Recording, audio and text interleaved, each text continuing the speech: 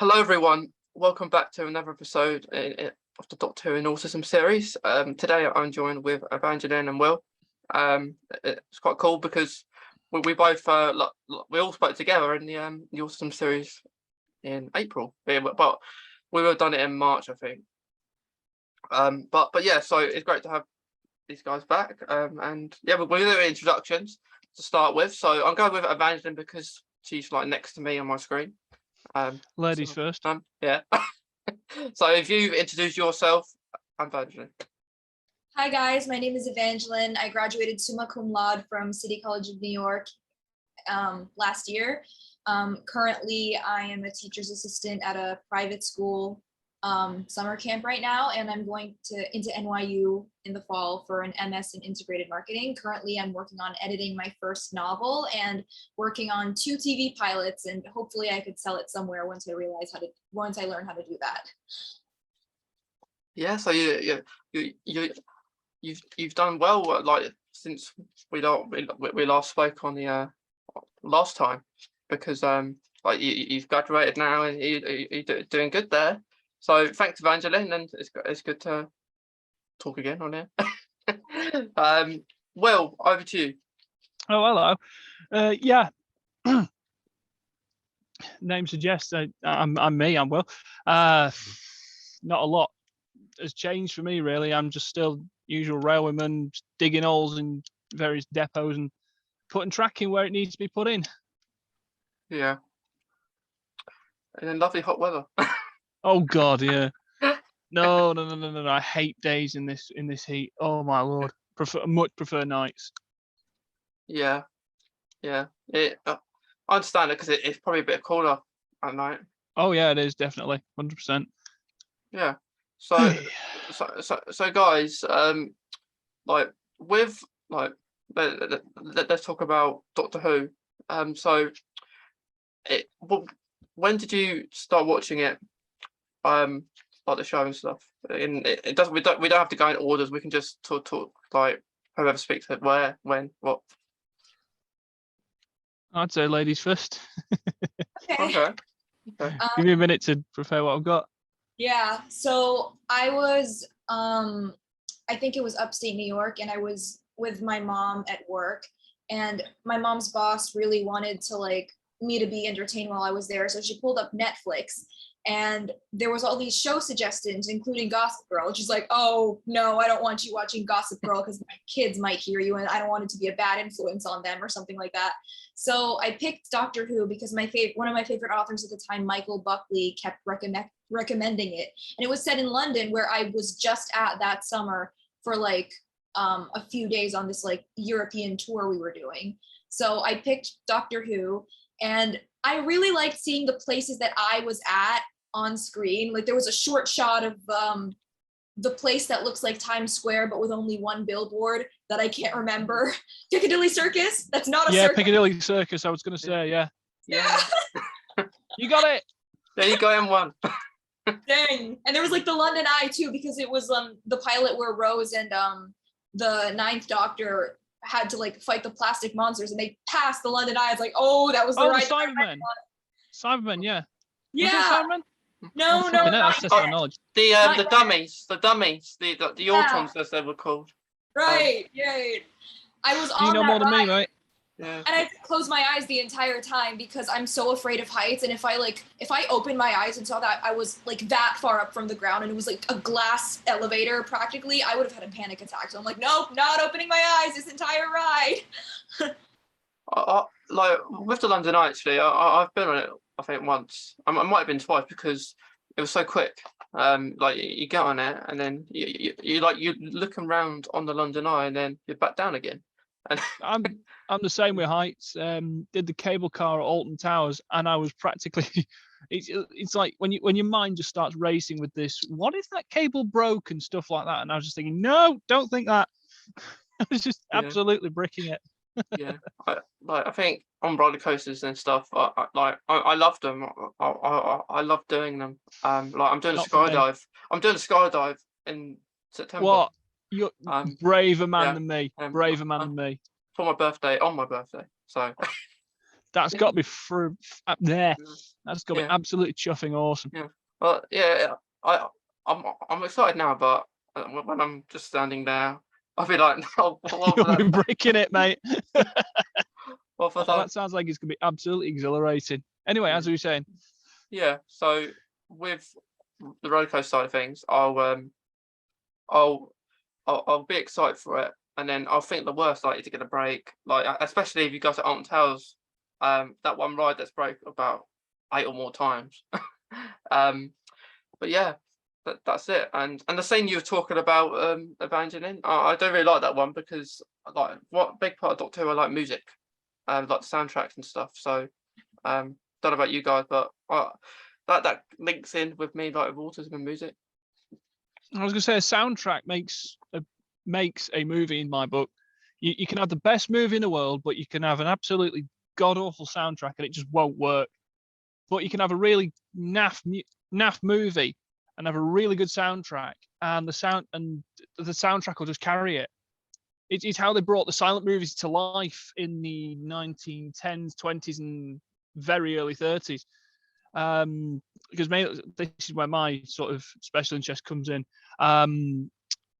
Because in the movies, in the movie theaters and places like that, they had like organs and stuff. They had cinema organs, Comptons, Christie's, Wurlitzers, the lot, and they would have an organist playing because before they would have a 25 and odd piece orchestra, and they to cut measures, especially through the Great Depression of the 20s, the late 20s, 27 to I don't know when. They just had one person playing this cinema organ, and it was there to imitate the whole of the orchestra, and they did it rather well. And speaking of experience of having played a couple, they do it so very well, and they are fantastic instruments to play because you can conjure up all sorts of moods just by changing one sound here and there. It's fantastic. Yeah. I agree with the whole conjuring up the moods and like really making the film, because when an actual episode with Cybermen, like the one where they went into the parallel universe, I was so scared watching it because of the music that they put in it, and I had to like sort of desensitize myself from it by just listening to it in my room and like picking it apart just so I don't know, be less. I do that all the time. I'll go through I'll be watching a piece of music on YouTube, and I'll just stop and I'll rewind my favorite bits, like favorite chord progressions, whatever, and I will pick apart. And I've learned to do this over the past I don't know how long, where I can tune out, say, the melody and listen to the accompaniment and the bass, and then tune out that, and then just listen to the bass line and the melody. You just tune it out, and you sort of pick it apart and think, right, no, where does that go from there? And when you hear a similar part in another piece of music, you think, oh, I know where this is going to go, and then it doesn't go that way. It goes completely different. Think, what? Nice, keep going. It's all about keeping your brain active in my book. Yeah. Like I can't concentrate. Like I'm doing a piece of work or something, and like writing something up, and I can't concentrate without listening to music. So yeah, understand that totally. Yeah. Well, we can't listen to music on track, unfortunately. So unfortunately, you've got to listen to the fact that it's just swinging hammers and clattering and all sorts. But yes, you've got plenty of noise to be going on with. Yeah. I feel bad. You can wear headphones or like play a boombox or something. Neither of those. We can't have headphones for definite because they might get tangled in stuff, like tangled in your shovel, tangled in a hammer or whatever. But also we can't have them. We can only really have ear protection when we're working around, say, mobile plant with the little 2-stroke engine type things. Big ones like a rail saw, which is a petrol-powered saw, which is an absolute noise-making machine. And it just, even through your ear protection, when you finished a cut, your ears are ringing. Ugh. It's just not good. And the damn things are an absolute pain to start as well, because they're a pull start. So you'd have to take 2 or 3 tugs of it just to get it going. And it's a complete nightmare sometimes. But if we could have music, say like a mobile radio on track, I'd be happy. But I think it's just because you've got to listen out for machines moving, and if you're working near open lines, you've got to be careful that you don't stray onto those open lines with music and stuff. If that makes any sense. Safety is very important. So safety is paramount. So it may sound a bit dull, but I can totally understand why it's done. Yeah. Like, I suppose it, like, the safety is the most important thing. Like, but it, like, I don't know. Like, yeah, it is something that maybe, I don't know. It, like, if you have a break, you could possibly put music in and then just. Yeah, that's what I do when it comes to break time. It's a case of music on, and I'm gonna have some lunch or something like that.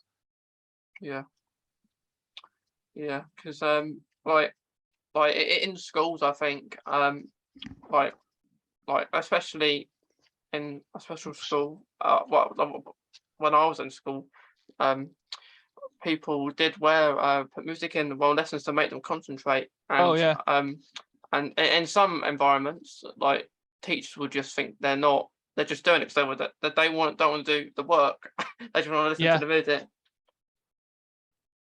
Yeah, you can. It's one of those. Yeah. But that is something that I don't know. It's very helpful.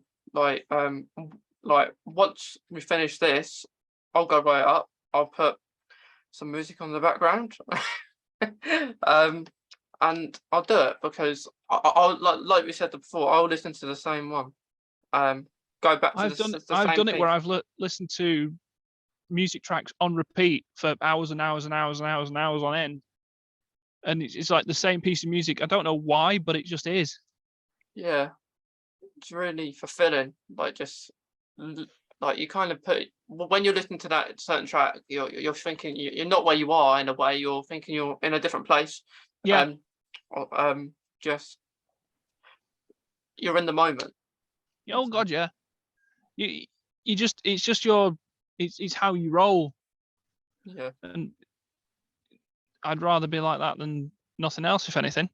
Yeah, and like with Doctor Who, a lot of running is involved in it, and when I listen to a piece, I picture myself running. I don't know why. I just picture myself running because running is was good form of exercise for one. But I was gonna say I can sprint 100 meters, but I couldn't do a 5K.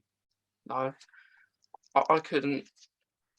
Like, when I was at school, I did enjoy PE, like sports and stuff, and I was put in for, like, it's pretty cool because it was actually like on, like the similar looking to the Olympic tracks, but not. Oh yeah, we had one of those. Yeah. So you go to different events, and it was pretty cool.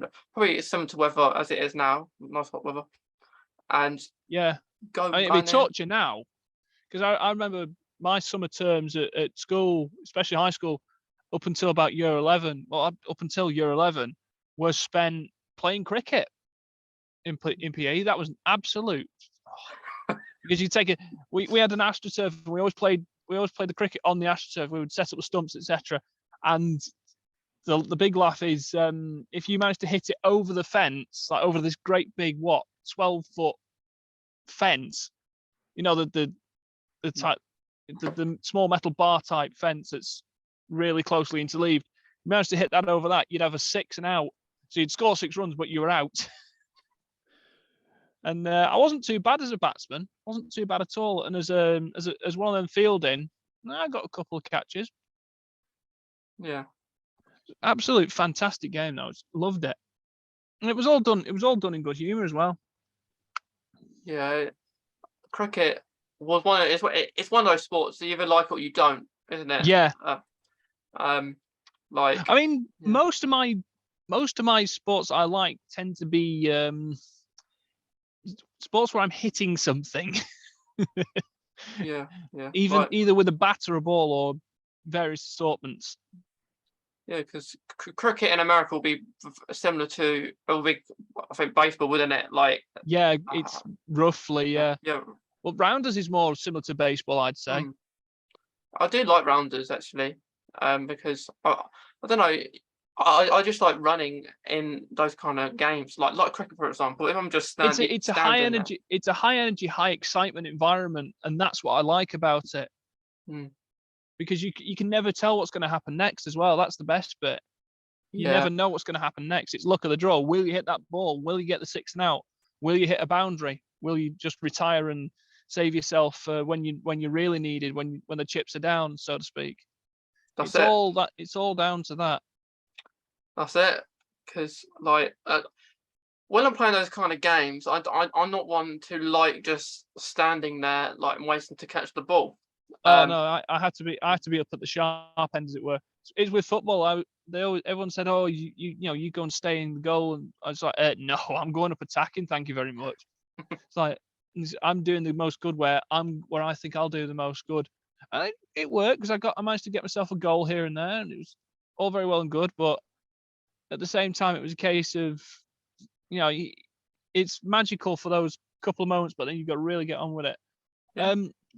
If we're talking sport, though, I think the sport that would suit me the most, I personally think, would be like snooker or pool, because it's more of a thinking man's game. You've got to think, you've got to play tactically, and that's more or less what I like. Planning your next move. Okay, I've just potted that colour. What red am I on? And various assortments of, and you just go from there. It looks more like my sort of fun, nice and relaxed, gentle, but still very thinking man's game. Yeah. Most of the trick shots you can play are absolutely fantastic. Yeah. It is pretty cool. Oh yeah, especially watching the likes of like Ronnie O'Sullivan or Judd Trump making 147s. You just think, now I'd love to have a go at that, or I'd love to play against them, or even the greats like Stephen Hendry or Dennis Taylor. Yeah. I think sport is fun. Like, yeah, there's not many sports I dislike. Really. I'm just conscious of rabbiting on, not letting Evanglyn have a shout. Yeah. I've just been rabbiting on. No, Right. I'm gonna shut up. I mean, the reason I'm not saying anything is because like I don't really like sports. I was that one kid in gym who like was bad and was always picked last, but like I don't know, I was always okay with it because I understood why. Like even in ping pong, I always like covered my face. Like even in volleyball, I was like afraid for it to like hit my face. Like I'm so glad I don't have to do gym class anymore, but like I am supervising kids right now in that class since like they don't switch rooms, we just have them all day. And like I'm very glad that like all I have to do is sit there and like try to avoid balls and just make sure they're not killing themselves. Or each other. I meant each other. That's fantastic. Just not killing themselves. Yeah. Oh my life. Right. Moving on. Back on the topic, guys. Right. So Doctor Who. Back to Doctor Who. So David Tennant and Catherine Tate are announced, come back to next year. So are you guys excited about seeing them back? David Tennant, yes. 10th Doctor, fantastic. Had some of the funniest lines ever. The one that sticks out to me is they're on the ship of the Family of Blood, I think it is, and he puts his glasses on and he says something about, I think it's a hydrochronometer or something like that. I don't know. I've just seen the clip, but then he's I've got one bit of advice: run. And the way his face lights up as he says "run," and then he just gets out of there, DD Mao, and I can't help but just keel over laughing. Yeah. I think the Family of Blood, like when David Tennant said that, I feel like, and then they said run, that just wasted another second by saying the word run, and they could have got out as soon as when the Doctor said run, and then they could have maybe got as fast as he did, but David Tennant was very fast. Yeah. Also, David Tennant is incredibly funny. Not just as the Doctor. He's also the voice of Scrooge McDuck. Yeah. He's the voice of Scrooge McDuck, but also there was a show recently on BBC iPlayer. It was done in lockdown, actually. Called Staged. Yeah. Because he did it with Michael Sheen. because the two of them did Good Omens, Yeah. the Neil Gaiman. So it wasn't almost a sequel to Good Omens, but it's all scripted, but it's basically David Tennant and Michael Sheen arguing over certain bits and bats of a play and stuff like that. But it's scripted such that you don't think it's scripted. It's just those two just arguing, going at each other, and generally having a laugh. And it just shows you that David Tennant he can turn his hand to anything. Mm, He is a genius. I agree. I saw him as Kilgrave on Jessica Jones, and he played the villain in that. He was Jessica Jones's abusive boyfriend. And Oh, nice. he had so many scenes where he had to like mind control a family into letting him stay in their apartment or whatever, and then he mind controlled the police force. And Oh, wow. I saw that. Yeah. It's so much of a departure from his role as the Doctor, but like he killed it. And I was rooting for Jessica to like beat him, send him to jail or wherever he was supposed to go. And it just didn't happen. Did it happen in the end? I've not seen it. He was the main villain of season 1, so they did end up defeating him. I'm just not entirely sure of the details, but like it was epic and it involved headphones. Headphones. Fair enough. Yeah. Yeah.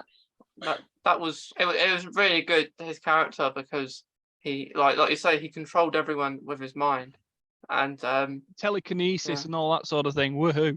Yeah, and he ended up dying in the end. I think. Oh. I think for some reason Jessica Jones couldn't be controlled anymore, so he was, and she pretended as well. So that's one of those moments. It's like you see some people out on Instagram try and message you with weird stuff, and it's like, not today, sunshine. I've seen through your plans. It's just, I love doing stuff like that. It's like, I've seen through your plan. Block. Yeah, it's you get loads of those bots and things, don't you? Bots and God knows what. And I just look at these. I just look at them and go, "Are you for real? How stupid do you think I am?" Block. Yeah. Those two like MLM stuff, or like, hey, I'm a beauty ambassador. I want you to join our brand, blah blah blah. And I'm like, no. Oh, I got a couple. I got one where it was kind of like a not safe for work type thing, and it was almost like a talk down to me thing on another profile that I have, and I just took one look. I was like, "Are you for real? Why are you messaging me like that? Just be gone." I just like, why? What do people get out of it other than the satisfaction of their own self? It's just, it's puzzling. Is a short answer. It's puzzling. Yeah, like you can get things like people say, I've got a certain thing that you should check out and buy, or something like that. And they send you a dodgy link. It's like, I ain't touching that with a 10-foot barge pole, mate. Jog on. Yeah, and like sometimes when you put a post on, you'll get bots that who comment in the comments, and say promote on this page, promote on this. Don't. That winds me up so much. Yeah, like it does happen all the time, but it normally happens to me. So I release a podcast episode, and then I'll get promote on this page, and then I look at it. It has about, you're not following anyone, and you might have about 3 followers, but it's very dodgy, and you can tell like the pictures are fake. Yeah. Well, it's not even that. It's like some of the scams. Like, you see some of the grammar in them, you just think, yeah, obvious. Yeah, it's something that it's very annoying, but you've got to weed the good out from the bad. Mm. And even going back to the topic, it's like going back to like David Tennant and stuff like that. It's going back to Staged itself. It's fantastic because it starts, it's talking about toilet paper being a valuable commodity, and then they get Samuel L. Jackson involved because it's absolutely hilarious. If you get a chance to watch Staged, I think it's on I know it's on I think it's on net. Yeah, it's on Netflix. I would watch it as soon as you can. It's absolutely hilarious. Yeah, I never actually watched it, because I don't know what I I did. think they started a season 2 as well, and they had Simon Pegg and Nick Frost in there, and those two need no introduction. Simon Pegg's 'Cause hilarious. Simon Pegg is fantastic. Hello, Nicholas. How's the hand? Still a bit sore. He's always in the thing with I forgot his name now. Nick Frost. Yeah, no, the stunt man. I think. Oh, what's his name? Yeah, yeah, him. yeah. What's his name? He- No. Simon Pegg and Nick Frost are just. Have you? All I can think of is Paul, and Paul is one of them, where they meet the alien. That's a fantastic piece of film and everything. But I think the best pairing for me, for Simon Pegg and Nick Frost, Hot Fuzz. It's got to be Hot Fuzz. Just okay, it's a bit sweary and all that, but one of my favourite phrases is coming towards the end of the movie. They sat in the car, and then Simon Pegg, Sergeant Angel, says to Danny, Nick Frost's character, it's like the quote is something like, "Little hand says it's time to rock and roll," and then Nick Frost just responds with, "Bring the noise." It's just absolutely hilarious. I love that quote. Yeah. So I'm gonna go find it on YouTube now, just for the hell of it. I need to hear that again. Yeah, we do like our quotes. Yeah. Yeah, we do like our Yeah. quotes.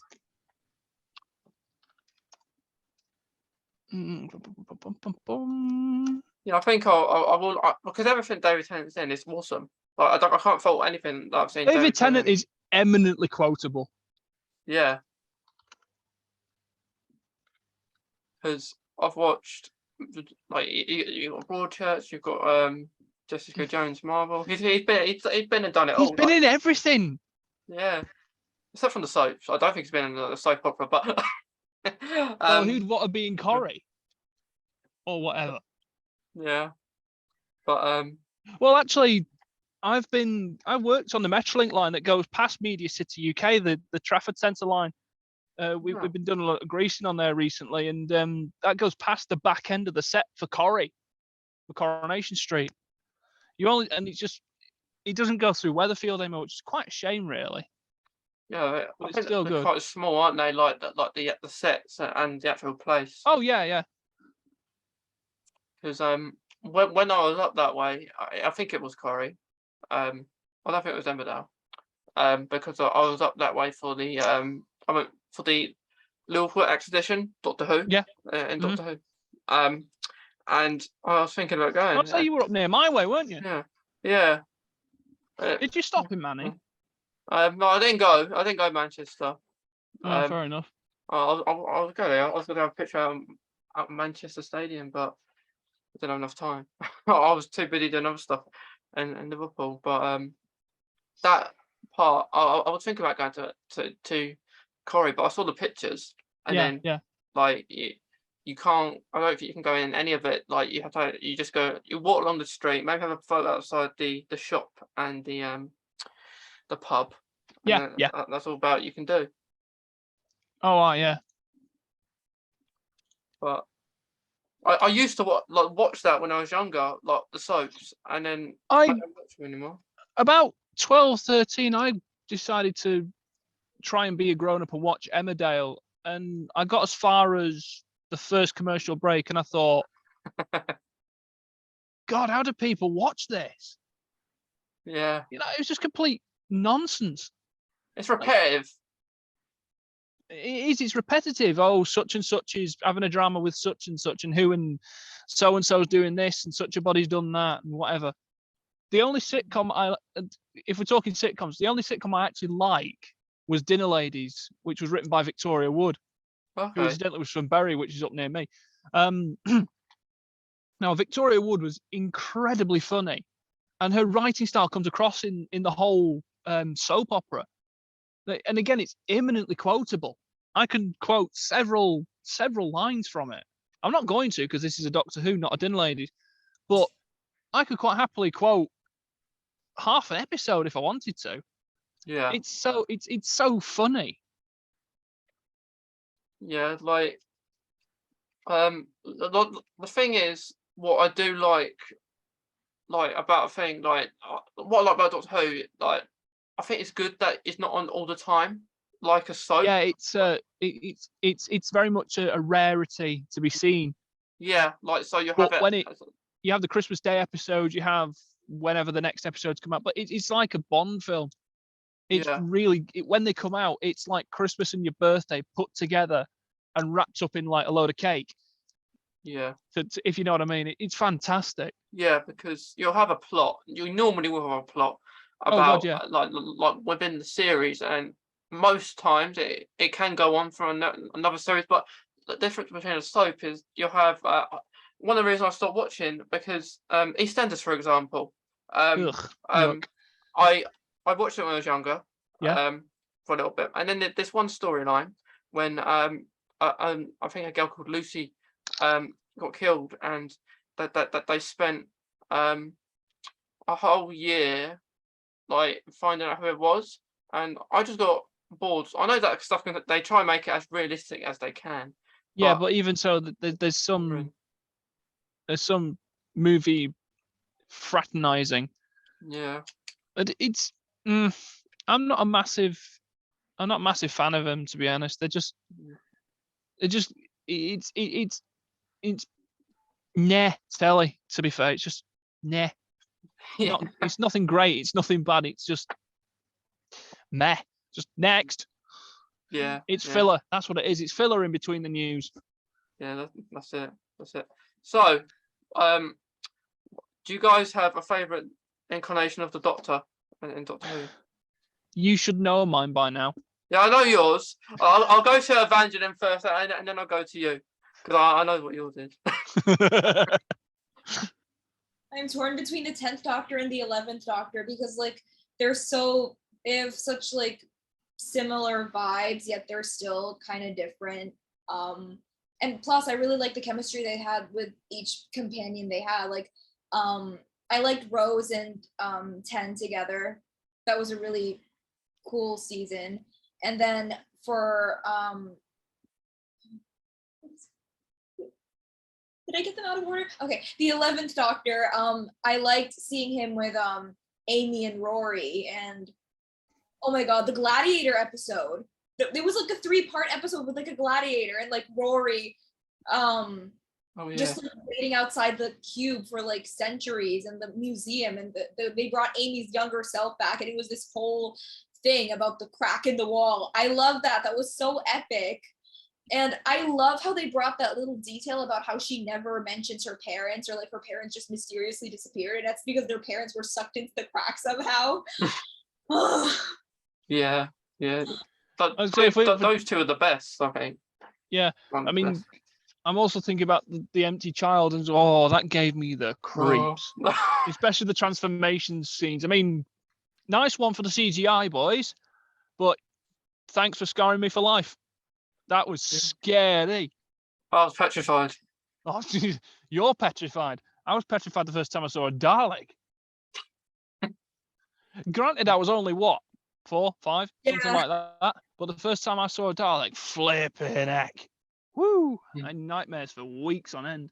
Exterminate. Yeah. But you know, the empty child, like the scene that really got to me was where you saw, I think the woman who's in the episode, like the nan, saw a person transforming into the mask, like for into it. Yeah, with the gas mask. Yeah, with the gas mask. And that was. I get shivers every time I think about it. Yeah, and it's like, oh, you my mum. No, don't need it. Go away. I don't need that image. Get out of here. Be gone. Yeah. Truth. That was it. Scary stuff. Woo. Like within the 11th Doctor, do you remember the Dolls episode? No. That sounds creepy. Yeah, the Dolls in the wardrobe. Oh no, I didn't even watch that because it was so creepy. Your reaction then.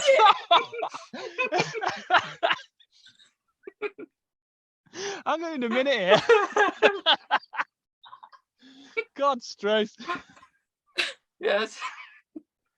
Yeah. Oh man. Amy, they get touched by it and then No. No. yeah, It's like the weeping angels as well. Oh, Oh, I'm like that. Every time I see a statue now, I'm like, don't blink. don't blink. Yeah. No, but to be fair, the reason we're having this chat and having those reactions is a testament to the writing. Yes. That's 100%. It's just a testament to the writing. To make something that scary that it sticks in your head that much, that's something to be applauded, because they get it just right.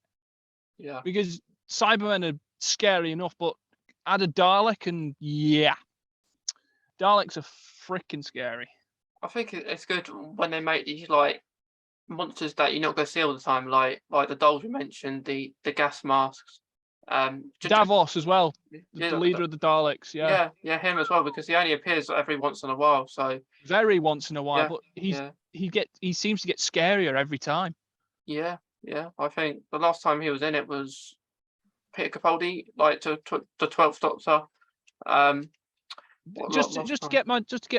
Make sure I've got my bearings right here. The 11th Doctor was Matt Smith, right? Yeah, that's all right. Oh, yeah. Thank goodness. Yeah. So my knowledge is coming back to me slowly.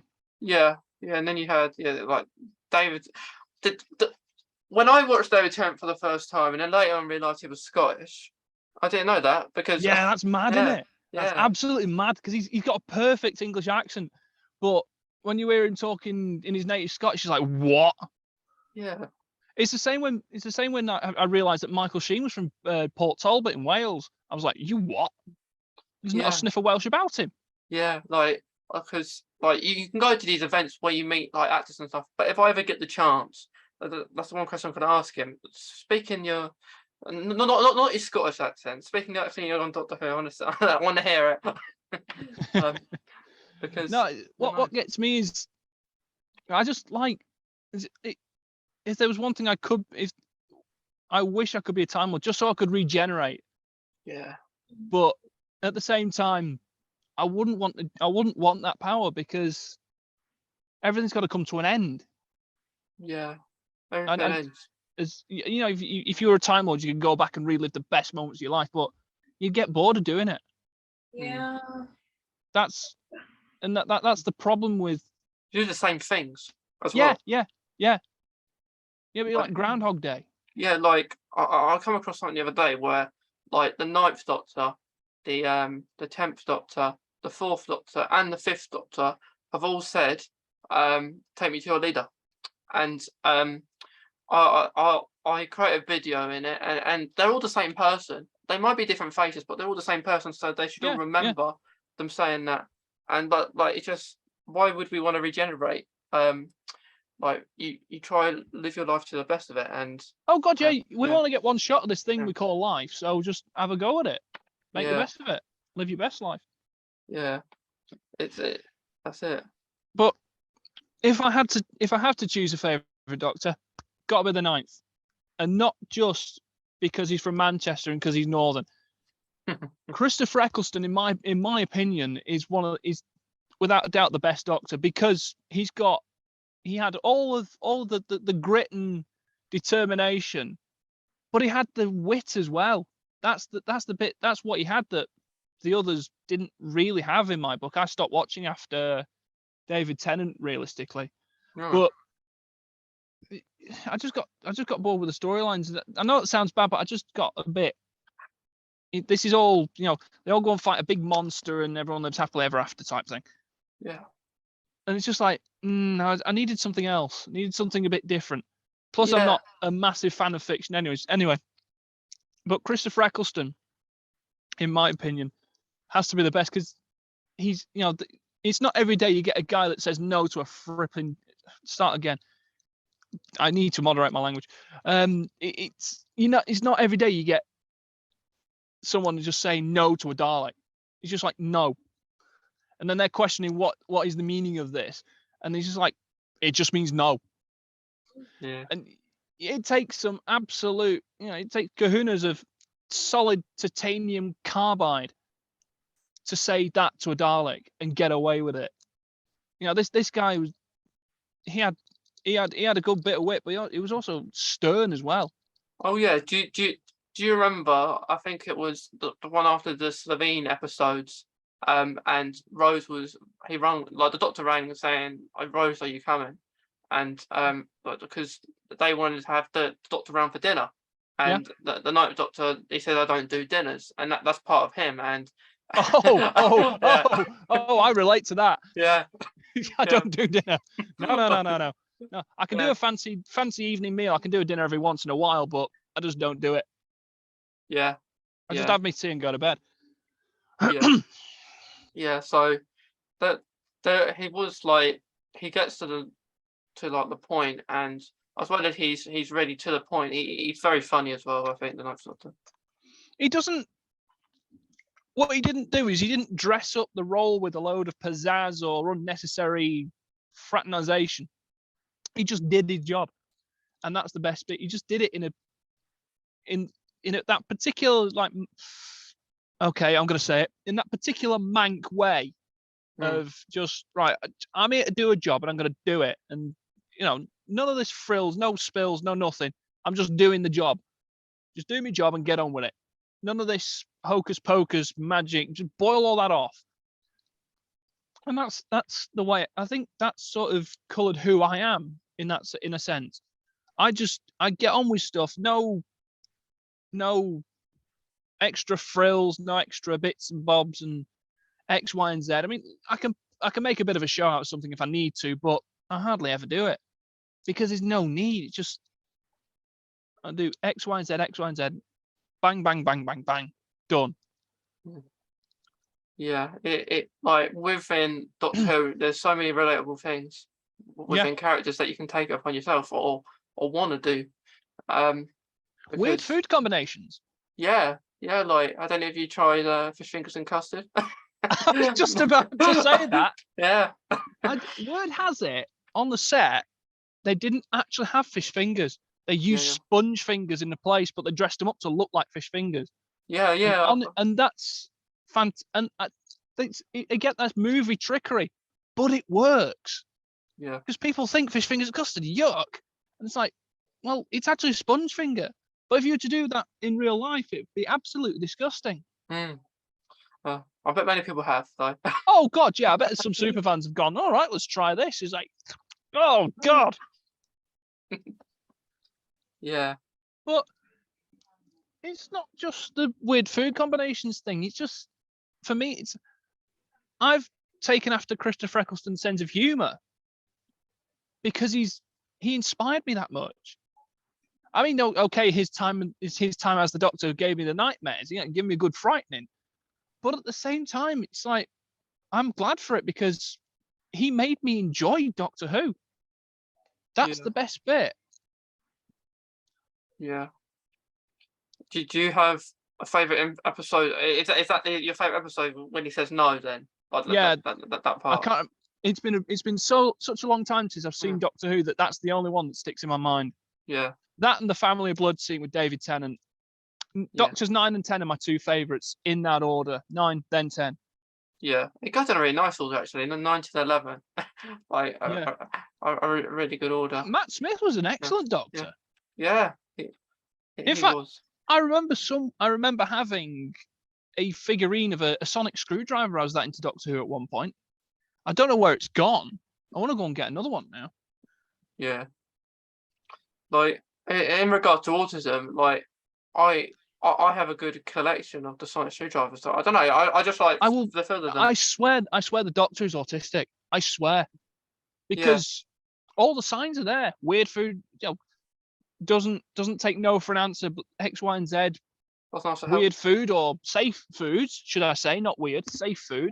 Yeah. And various other things that I can't really put into context or put into words, but they're there. It's just, when you see a character in a certain thing and you just go, they're autistic. they're autistic, they're autistic, because you see traits that you see within yourself.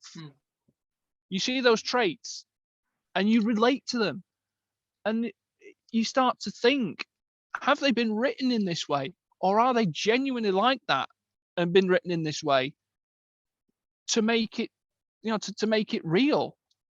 How have they done this? And you can go down the whole rabbit hole and start thinking like, okay, they've written it this way, that way, and forwards, backwards, and over the Irish Sea. But it's just, it's so interesting to actually watch and to see their mannerisms and compare them with your own mannerisms. And you go through that and you think, oh, hello, this guy might actually be autistic here. He might have what I have. I might be like him. And then you start to think, and then at the tender age of 4 and 5, I was like, yeah, I want to be the Doctor. I want to be him. And I went through so many different phases of, oh, I want to be them. I want to be them. I want to be them. And by the time I was 12, 13, I thought, no, what I'm going to do is I'm going to take all the best bits of them and incorporate them into me. I'm going to be me, but with the best bits of everything else, because that's how I've grown up. I've grown up learning how to be me with the help of them. That's what I like about Doctor Who. It helped me be me without actually telling me to do me. If you know what I mean. Yeah. It's like I'll take the best traits from this. I'll take a bit of this, bit of that, bit of the other, and I've just shaped myself out of that, because that's how I roll. Yeah, a lot of people roll that way. In fact, you're not alone. Yeah, it's just how you do it. Yeah. It all depends on how you brought up, how you grow up, etc. Yeah. I definitely agree with what you're saying, and that like the Doctor, it comes across really as an autistic person. And, oh yeah. Like for not explaining things, or not wanting to explain things, not wanting to, just want to do things on their own. And which you can understand, because like to everyone else, the Doctor, like for the companions, they're not a Time Lord, and they're not gonna understand him really, because in his mind, they're not going to understand him the way that we understand the Doctor. Yeah, and like in the times of David Tennant, for example, at that time in the Doctor's life, he lost everyone and only had one left. Like, which is why with the Master episodes, which is really good in representing, I think, autism actually, because he wanted the Master to badly understand him. I think because that was the only one left to understand him, and then he got killed off for a little while, and then got brought back again. So it's one of those things, you just try your best. But I enjoyed watching it, if I was honest. If I'm completely honest, I enjoyed watching Doctor Who. I mean, it was scary, yes. But would I swap it for anything else? Not really. Not really. Yeah. Because if I hadn't watched Doctor Who, I wouldn't be the person I am today. It's had a massive impact on people with autism, I think, because I found quite a lot of people who have autism love Doctor Who. So, and people that don't as well, because it's a very diverse program. They could be bringing a transgender actor into it now. Oh yeah, is that the 13th Doctor? No. Who's the newest Doctor? The newest Doctor is going to be, I think, the first gay Doctor, Ncuti Gatwa, who was in Sex Education. So yeah, because it's like every Doctor, and I'm not bringing race into this as a bad thing at all. Yeah. Every Doctor up until now has been, well, aside from Jodie Whittaker, who was a fantastic Doctor. Jodie Whittaker's one of the best. Yes, she is. But the new fella is the first Black Doctor, as far as I'm aware. And honestly, go him. I'm all for it. Because you get these people saying, oh, it's ruining Doctor Who, get him out. It's like, no. Just let's see how he does. Because I dare say he's going to be absolutely excellent as a Doctor. Yeah. He's going to be absolutely excellent. Yeah, like for what I've seen of him, I'm really interested because I like like the only thing I don't like about an announcement is because like they announced David Tennant and Catherine Tate I think a week after, and Yeah. if they was going to do that, it might have been better to announce David Tennant and Catherine Tate first, and then a bit later on him, because it was kind of like we had the new Doctor, and then we had Catherine Tate and David come back, which loads of people are going to be excited about that because Yeah. they're very popular, aren't they? Oh yeah, 100%. It's all what I like the most about Doctor Who is it's diverse. You get so many different actors from so many different backgrounds, and it's just like it's almost like they're trying to teach society how to be society, but not, if you know what I mean. Yeah.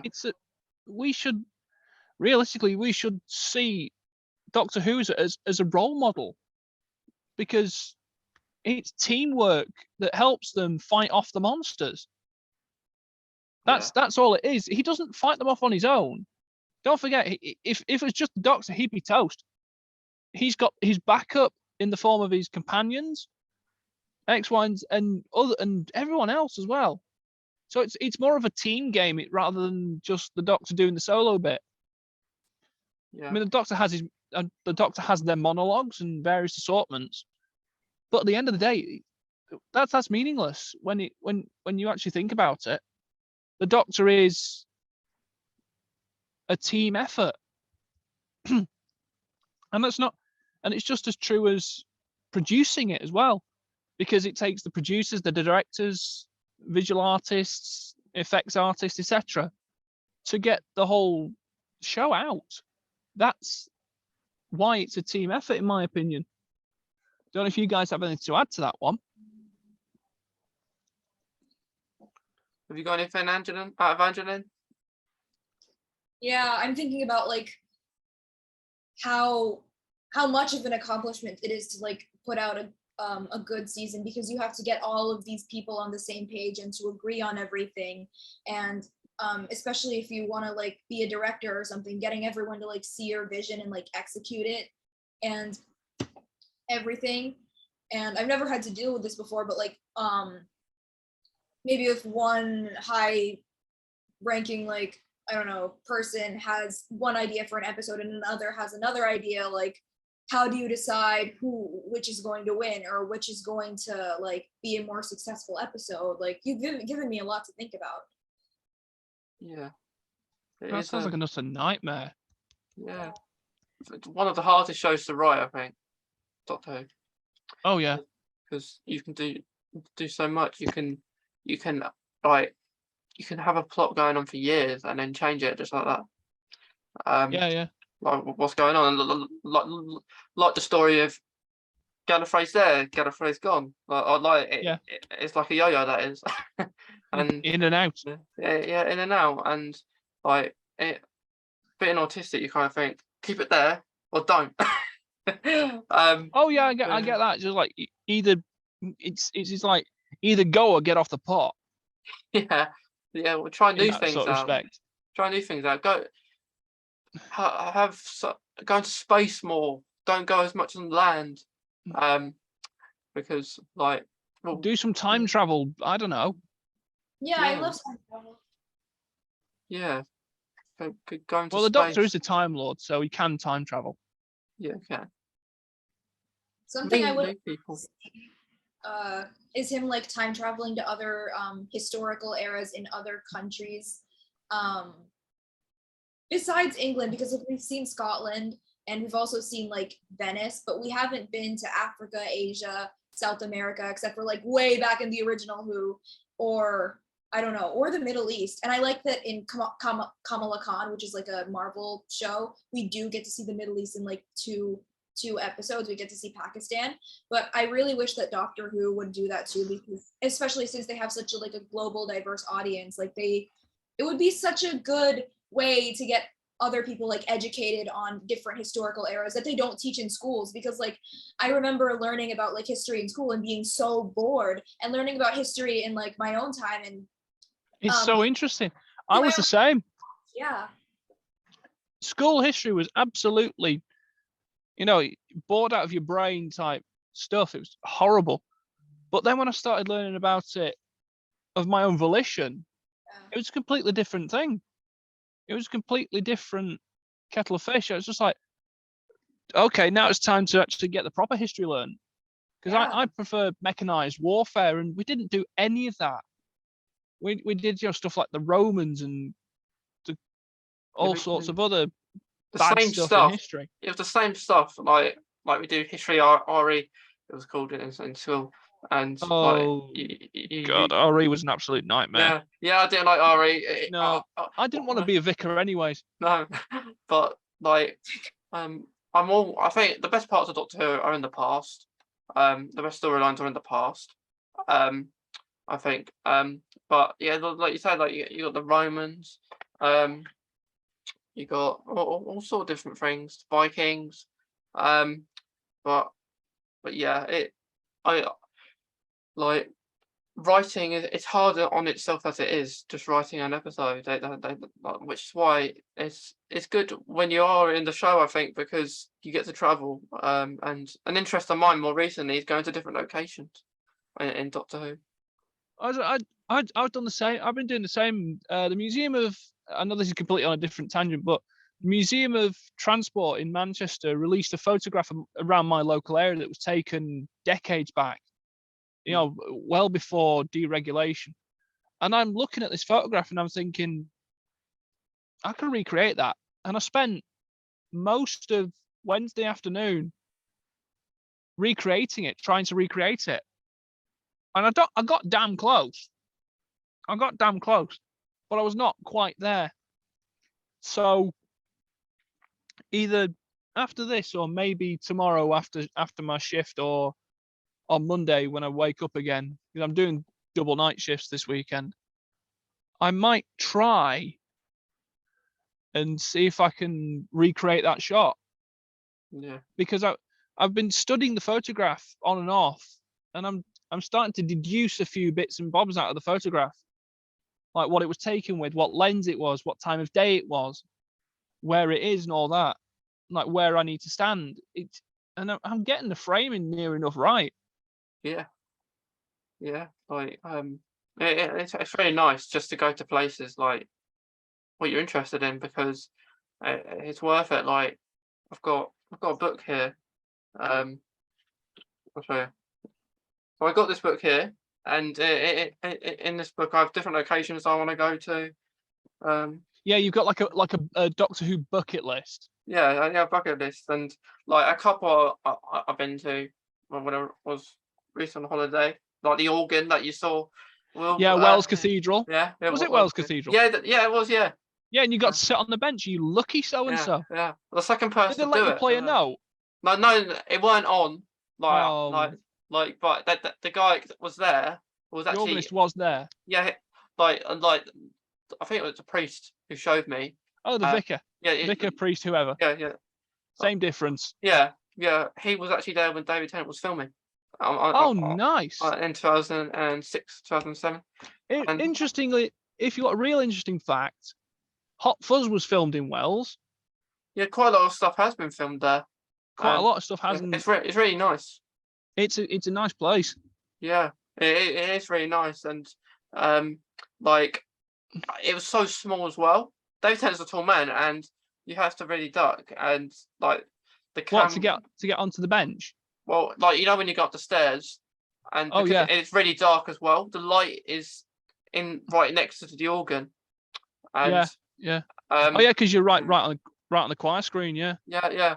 And then the camera where they're filming it has to be all the way. It's like really tall camera from all the way to the floor, up like above, like up there above the choir stalls. Yeah, it's gonna be up there. Yeah, because it's really small, and two people. I got a photo, but if that was a person taking a picture on the steps, because you can't fit any. That's quite. I mean, I've crawled around instruments of that nature. I've crawled around the 2 cinema organs that I help look after, and they're not exactly spacious because we've got two sets of organs, 2 organs worth of pipe work in one chamber. We've got 2 cinema organs worth in one chamber, and it's like there's not a lot of space to breathe in here. God forbid if they ever had a third. Yeah, it's quite crazy.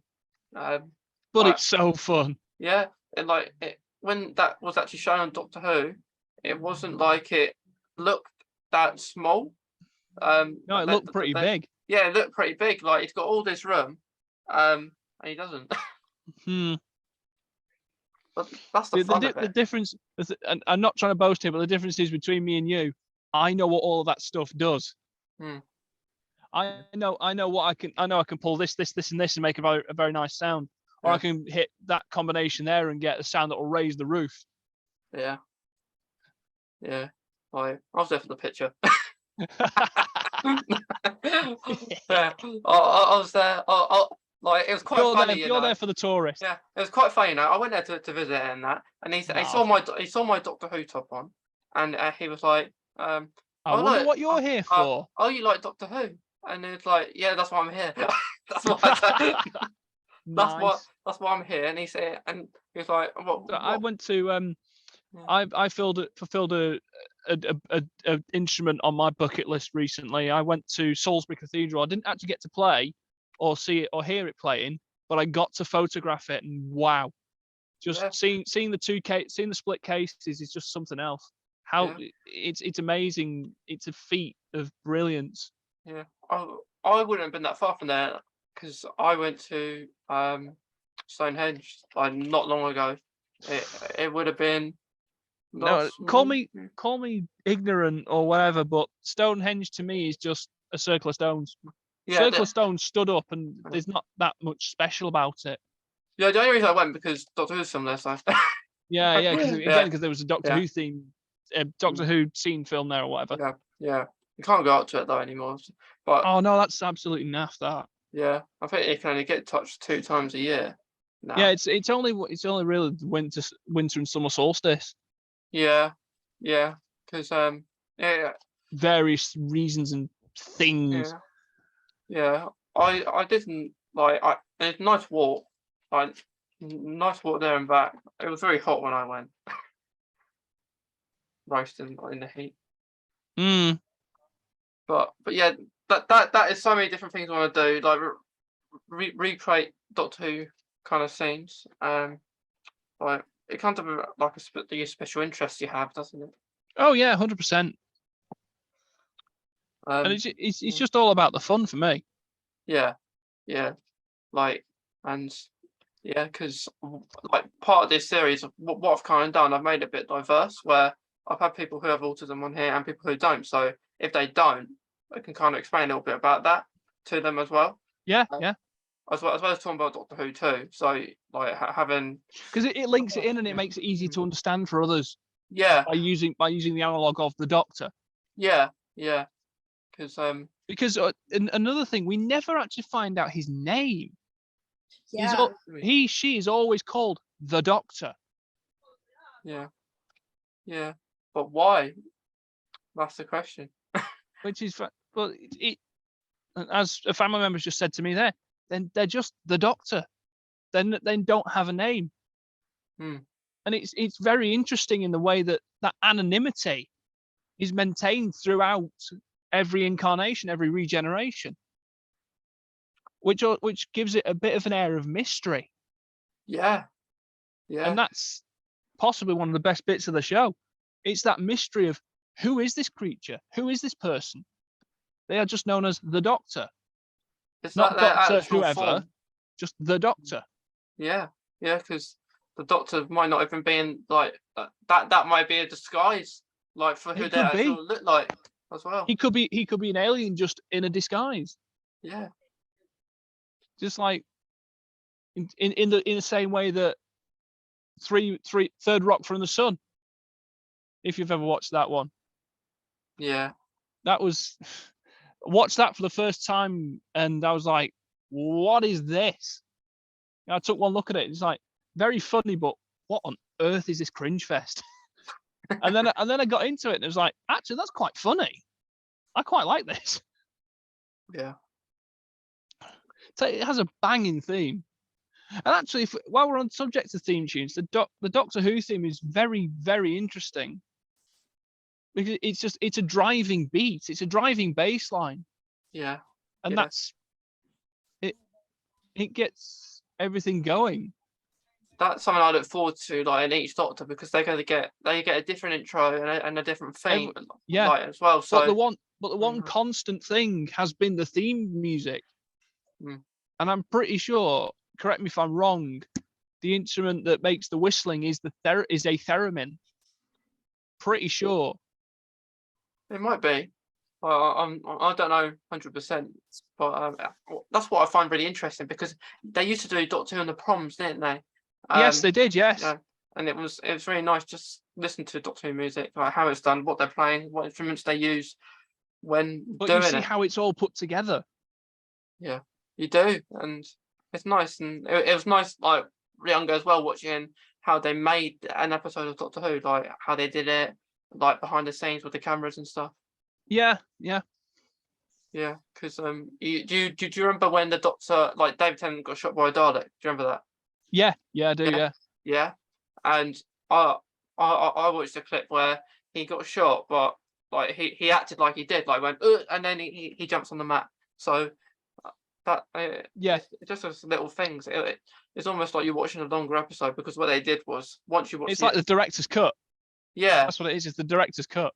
Yeah, you watch episode of Doctor on the Saturday evening, and they go over to BBC Three, which has just recently come back. So yep, that's quite good. But yeah, it's just theme tunes and how things work are just really intriguing. Which is how it should be, in my opinion. There's don't ruin the magic of it. Just have lots of interesting about it. Yeah, because Doctor Who it's very relevant for to different things, and raising acceptance and raising awareness. Because like they help you do things. Like, I think watching it can make you confident in some aspects to do different things. Like, because do you remember the episode, like the Girl in the Fireplace, one of the first episodes with David Tennant, where at the end he was asked by Rose, "Is he okay?" and he said he wasn't. Yeah. That's like, I suppose that could be a representation of mental health in a way. Because he's saying he's not, when Rose probably thinks he isn't anyway, but just didn't want to disturb it. Because this is the thing. It's that signature line. It's okay to not be okay. Yeah. Just don't, because it's like when we did that for Mental Health Awakening. Yeah. There's no point in masking your emotions. Where's the point in hiding it, in effect? Yeah. Because it's just not healthy. It's not, is it? Because you can't. It helps if you just speak to someone, like just say you're not okay, and it helps you just regulate your emotions. Yeah. Because like, especially like if you feel like something's wrong, and you keep it in there, it makes you feel worse. It's like, I can't tell anyone, because you may feel like what they their opinions are on you, like, and stuff, and the way you're acting. So it can be really tough on yourself, I think. But I'm gonna ask you guys one last question, and then we'll go with the quotes to finish off. So I say we've talked for a good hour at least. Yeah, we've had a good chat. That's the best bit, though. Yeah, that's the best bit. It's all about a chat. Oh yeah. On here. So I'm gonna ask, what does Doctor Who mean to you guys? So I'll go with Evanglyn, and then I go to Will, and then we can finish off the quotes. So the first thing Doctor Who meant to me was, it was really instrumental in creating some of the most important relationships in high school specifically, because I think the only reason or way that I joined the friend group that I did my second half of my sophomore year through like sort of mid senior year was because I met this girl in gym class who wasn't in my class, but she was in my period.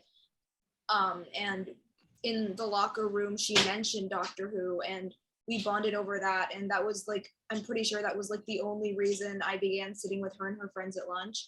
And I'm so grateful for that, because like before then, like the first half of sophomore year, it was so lonely for me. I just sat in the library and just did homework because I don't know, I didn't really have anyone that I really felt comfortable with. And I figured that like I just do my homework while I was at school so that when I was at home, I would just be free to do fun stuff. And after that, I had people to sit with, and we did NaNoWriMo together. And I'm just so grateful for it in that way.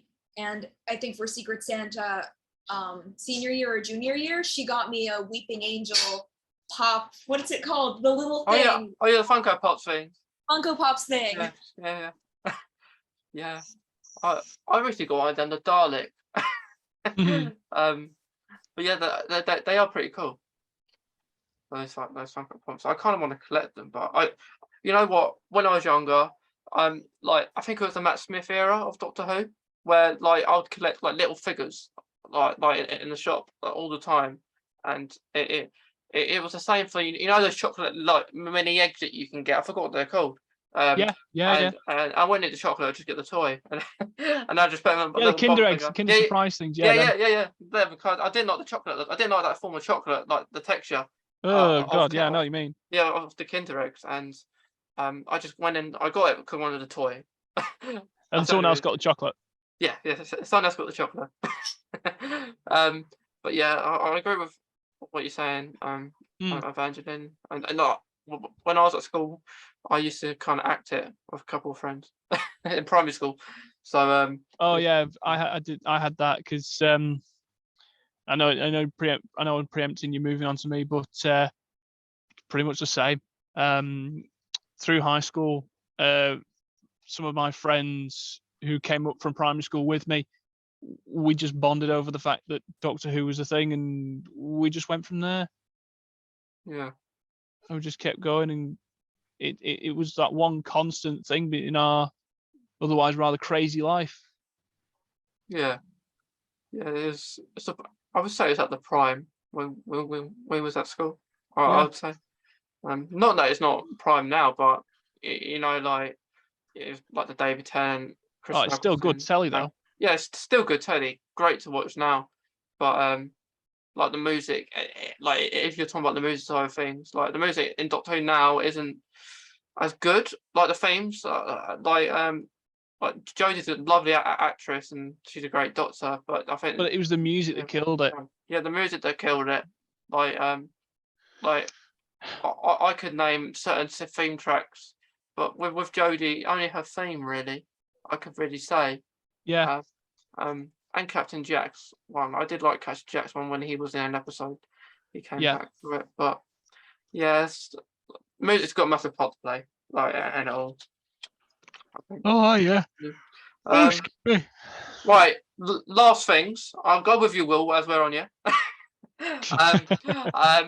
First, like quotes and a quote in Doctor Who that you kind of relate to.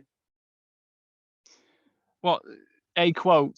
Yeah, like it could be like something the Doctor said, or like just a line, or like a catchphrase. The one that springs to mind, and the one that I either get right or get wrong, and it's the one that I've always used, and it's from Christopher Eccleston, and it's just simply no, because this is what I'm gonna do. I'm gonna rescue her. I'm gonna save Rose Tyler from the middle of the Dalek fleet, and then I'm gonna save the Earth, and then just to finish off, I'm gonna wipe every last stinking Dalek out of the sky. Yeah, just the best monologue ever from the Doctor, by far. That is nothing more, nothing less. Straight to the point. You're going down. It kind of gives you the chills, though.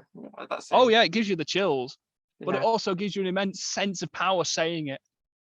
Yeah, because not many doctors say no to the Daleks. Who's going to say no to a Dalek, especially when you've got And it's like seeing a Dalek regenerate. That was something else as well. Wow. Woo. Yeah, yeah, Seeing it and come to life. yeah, like and when Chris Wilkerson said that line, he was risking What are you going it. to do? What are you going to do to me? Yeah, He's fronting up to this thing. yeah, it was great. Like the Daleks, well, with Chris Wilkerson. Well, it just shows you that, again, the Dalek itself is just a suit of armor. There is something organic in there. Yeah, has feelings. Oh yeah, Daleks even have feelings too. Villains have feelings. Yeah. Yeah. So Evangeline, do you have a quote that you kind of relate to? Yeah, one quote that's standing out to me right now is it was in one of Matt Smith's seasons, and it was like a Christmas Carol themed episode. I don't think he had any particular companion at that point, but he was like visiting this really old Ebenezer Scrooge-esque man, and he had a blonde woman just like frozen in this cryogenic thing, and the old man was like, oh, don't pay attention to her, she's not important. And then the doctor said, in my however many years I've been living, I've never met someone that wasn't important. And that just really struck me, because that showed what a compassionate person the doctor is, and how he's always willing to listen to people and look out for people. And that shows what kind of hero that he truly is, you know? Yeah, because everyone is important in their own way. Like, because like you say, like it is like those kind of lines, like we're related, because like it does hurt to someone to say to someone that you are never, like, you're not important, because everyone is. Everyone is important in their own way. That is completely true. Yeah. And I hate people that say that, oh, such and such isn't important. No, everyone's important in their own special way. But also, if we could turn that quote question around, what's your favourite quote? Well, okay. I haven't been asked. You've never had this. I was turning this one around no matter what.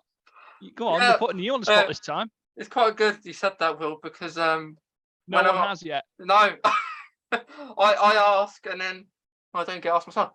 All right, I've got to think now. Stay tuned after the break, ladies and gentlemen, where we have a quote. Right. Let's think.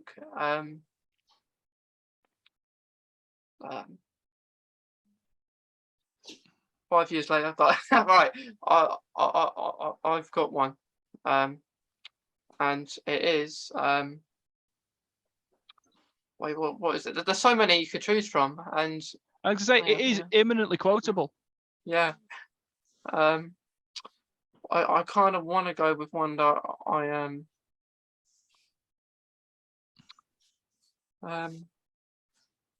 what about, yeah, I've got to go with that one, because you know the kind one, yeah, like what Peter Capaldi says, like just be kind, he says, like, because like it's something that I relate to, and it doesn't hurt for someone to not be kind, because I think it's really important to be kind in any circumstances. And like, you get those people out there who are not, and like keeping positive and as kind, it's a quote that I relate to, and I could say other ones, but that's the one that mainly pops onto my head. That one, and yeah, mainly the kind speech for me. Yeah, it's also quite a wholesome quote as well. Yeah, I would. It's a very long speech, and the only thing I disagree with him, you know, Peter Capaldi's leaving speech, and most doctors, because they don't like pears, and I like pears, so. Wait. Yeah. Speaking of things, do you guys like pears? It's quite poignant, actually. That quote, that's poignant, very poignant. Yeah. Yeah, because it goes with textures. Like the doctor doesn't like pears. for some reason, and that's fine. Like if we're talking about food and textures, remember, like Matt Smith, he chucked all those food away, like the yogurt, the apple. He didn't like that, and then he went for the fish fingers and custard, which we don't know. It's not really fish fingers, but it is fish fingers, but you know what I mean. Yeah. Yeah, no. Don't break the magic. Yeah. Yeah, but yeah, textures goes with a lot. But yeah, that's my quote. And I don't know. Thanks for asking, because no one's asked me yet. Well, now you have been asked. Yeah. Right. Do you guys want to do any autism advice at all, or shall we just leave that part? I think everything's been said. Yeah, I think so. Really? Yeah, because other than just mainly, this is just topical for this part of the year, but for heaven's sake, if it's set to be really hot, especially over the next few days for us in the UK, just get yourselves a drink. Just drink water, keep hydrated, and don't forget to have your breakfast and stuff like that, because it'll just ruin you. Yeah, the most important meal, isn't it? Breakfast. Yeah. Right. Well. Yeah. Now you're debating on that one. now you see, because arguably your best meal, your most important meal is your fish and chips on your Fridays. All right. arguably. But also, one wise proverb: life is too short to have cold breakfasts. Although there is a subnote on that one, and that is that bacon must always be involved in that case. Yeah, I love bacon. Bacon. Yeah. It's also myself hungry now. Yeah. Like I have to have, for my tablets I have within Crohn's, I have to have something to eat. So I have to wake up really early all the time. Yeah, fair enough. But yeah, so I don't think there's anything else to say, because we've talked a lot about Autism, Doctor Who, soundtracks, writing, and food. Yeah. Yeah. So thanks, guys. It's been awesome. Again. Thank you for having us. Yeah, thank you so much for having us. Yeah, great.